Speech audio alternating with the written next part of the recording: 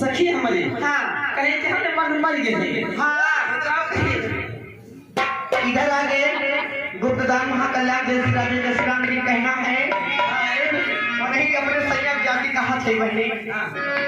हरे नसवा में पियवा मोरा माता रे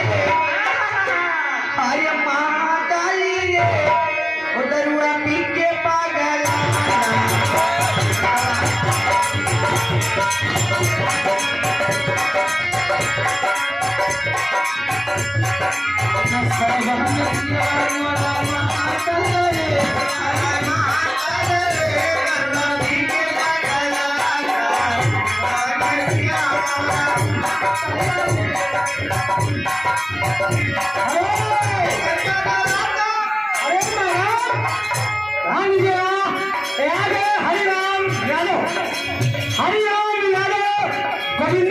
उनके तो सब 50 रुपए का पुरस्कार लेकिन उनका फरमान है जाना ना जाई बजाई से आना हो जाएगा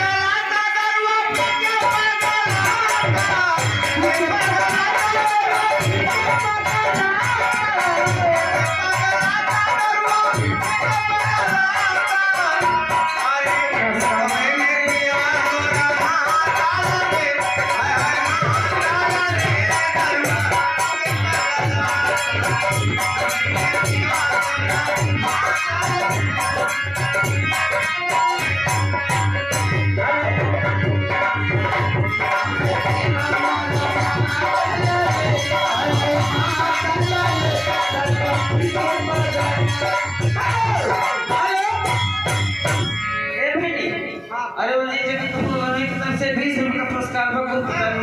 पतवा नदिया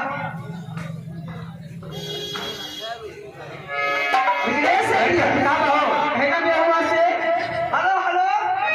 इधर आगे गुप्तदान महाकल्याण जय श्री राधे जय श्री राम भैया दहेज लेकिन के लिए कहना है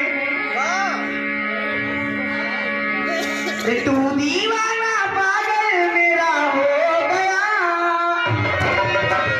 पगला जी कहीं हमारे पीछे कहाँ बाटे अब भाई पैसा दे के भाग गए कहाँ बाटे अरे तू दीवाना पागल मेरा हो गया वो तू खो गया मेरे प्यार में